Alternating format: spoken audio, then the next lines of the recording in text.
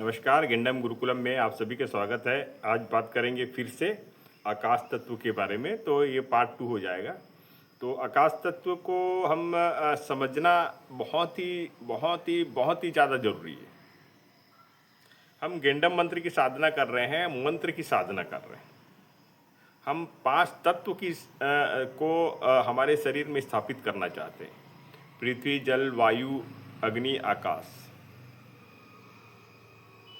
और ये 5 तत्व में आकाश तत्व ही ऐसा है जो हमें सिद्धि के रास्ते पे ले जा सकता है, मोक्ष के रास्ते तक पहुंचा सकता है।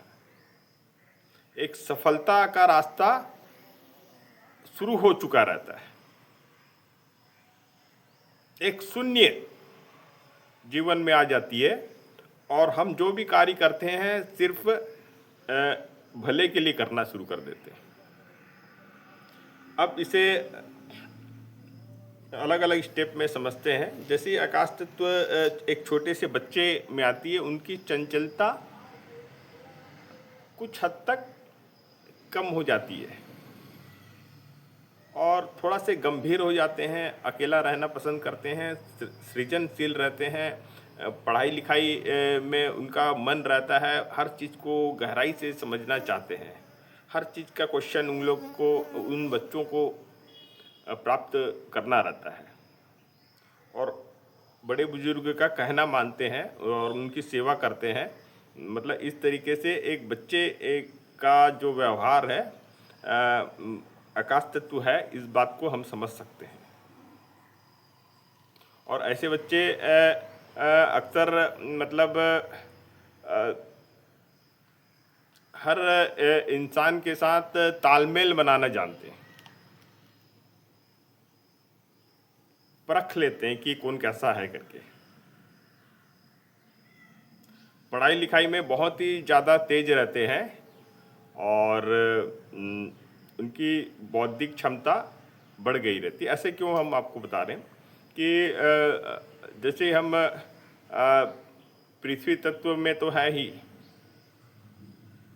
संपर्क में है ही, जल तत्व भी का संपर्क में है, अग्नि तत्व के संपर्क में है, वायु तत्व के संपर्क में है। तो ये संपर्क निरंतरता रहती है, लेकिन हमको इसका संपर्क को बच्चे से तोड़ना नहीं है। बच्चे जब खेलना कूदना, मिट्टी से खेलना कूदना पसंद करते हैं तो मिट्टी से खेलते कूदने का मौका देना चाहिए। जल से खेलते हैं, जल को पसंद करते हैं, जल के साथ मतलब खेलना कूदना चाहते हैं तो उसे भी करते देना चाहिए। सूर्य के रोशनी में उन्हें कुछ समय खेलने देना आवश्यक है, तब जाके अग्नि तत्व उनका बैलेंस रहेगा। वायु तत्व बोलने से खुले मैदान में ले जाके खिलाना कूदाना, मतलब उनका जो भी शारीरिक जो क्रिया है वो बचपन की बहुत ही ज़्यादा महत्वपूर्ण है। ये सारी शारीरिक क्रिया उनको करने देना चाहिए।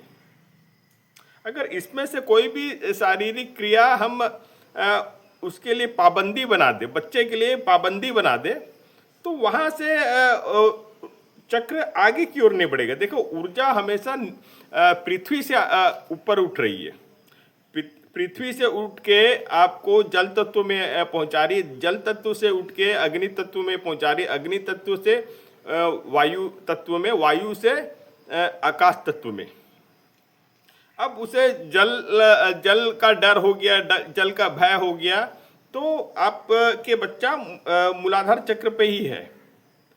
अगर जल से खेलना कूदना पसंद कर रहा है तो वो स्वादिष्ठान चक्र में जा रहा है, यानी उसका रचनात्मकता शुरू हो गया है। वो हर चीज को से खेलेगा, कूदेगा, परखेगा।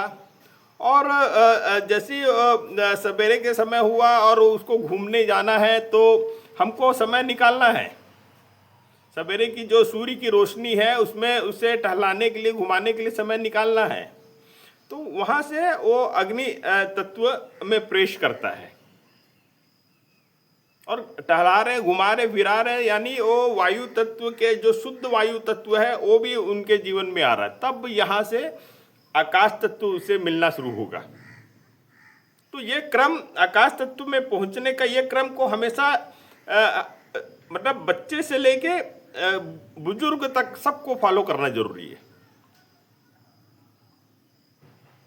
आप सीमेंट के जंगल में बैठ गए हो, बड़े बड़े बिल्डिंग में बैठ गए हो, लिफ्ट से ऊपर जा रहे हो, नीचे जा रहे हो, आपको आपका जमीन, आपका अर्थ से आपका कोई संपर्क नहीं है।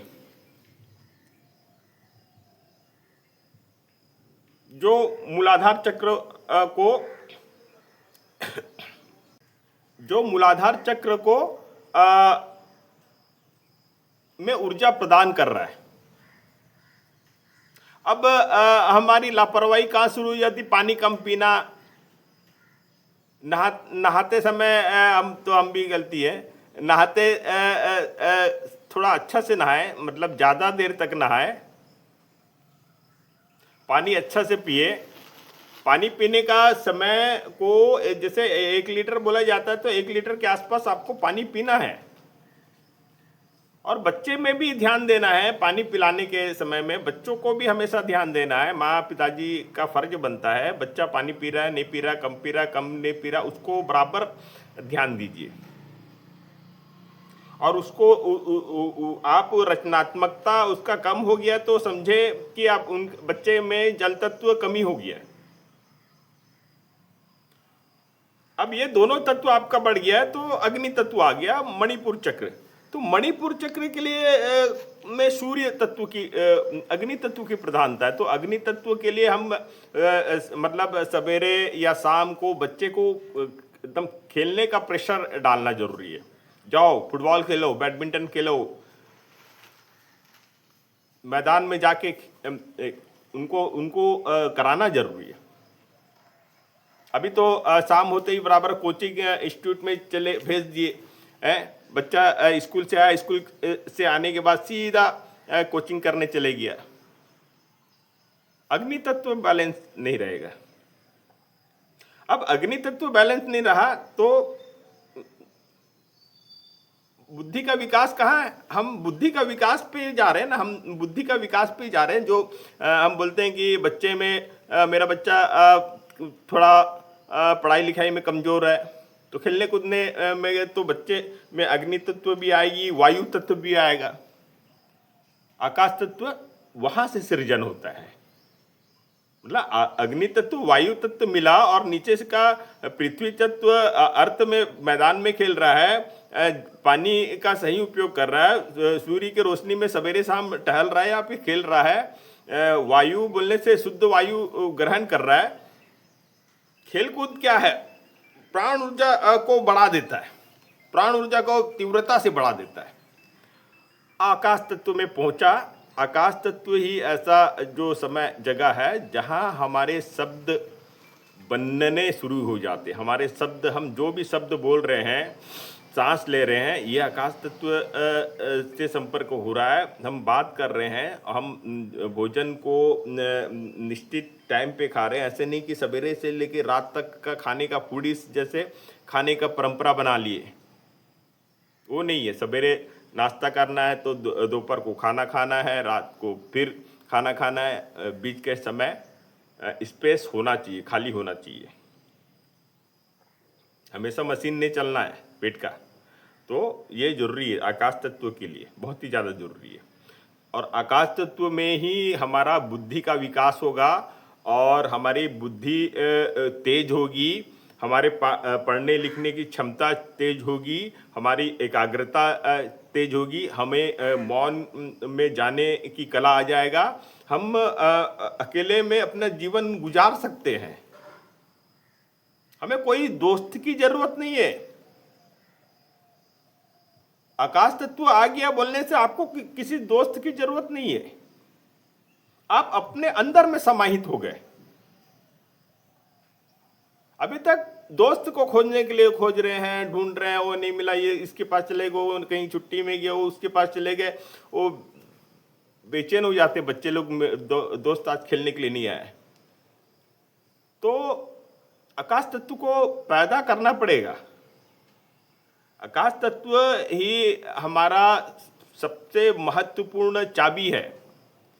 और हम आपको बता रहे हैं, जो भी मंत्र साधना के लिए आ रहे हैं, जो भी भक्ति साधना में हैं, जो राम नाम का जाप करते हैं, राधे राधे का जाप करते हैं, मंत्र का जाप करते हैं, उन्हें आकाश तत्व आना शुरू हो गया रहता है। ये बहुत अच्छी बात है। और आकाश तत्व को बैलेंस में रखना जरूरी है। ऐसे नहीं कि आकाश तत्व ज़्यादा हो गया, आप स्थूल काया बन गए, स्थूल काया भी बन जाते हैं, या फिर मतलब भोजन भी त्याग दिए तो शरीर भी थोड़ा क्षय हो जाता है, तो उसे भी समझना जरूरी है। और आकाश तत्व से ही हमारे समृद्धि के द्वार खुलेंगे।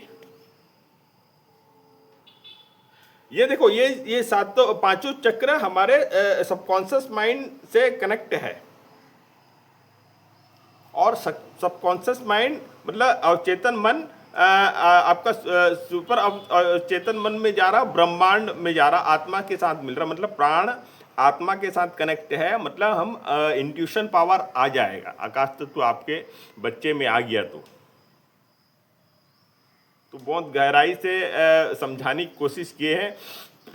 मंत्र करते समय सांस को गहराई तक अंदर खींचे, करन्यास अंगन्यास हम बताते हैं वो करना है। और मंत्र को विजुलाइज करना, जो विजुलाइजेशन है, विनियोग जो है, ये आकाश तत्व से ही हमें प्राप्त हो सकता है। हमारे जो ड्रीम है वो हमें आकाश तत्व से ही पूर्णता प्राप्त होगी। तो इसे बहुत मतलब ऐसे शायद ही ऐसे वीडियो मिलेगा जो इतना अच्छी तरीके से बताया गया आकाश तत्व के बारे में। और भी वीडियो लेके आएंगे, बहुत ही रोचक मतलब आकाश तत्व से संबंधित जानकारी आप तक पहुंचाएंगे। और जितने भी नए साधक देख रहे हैं, व्हाट्सएप में संपर्क करें। देखने के लिए धन्यवाद। जय हिंद, जय भारत।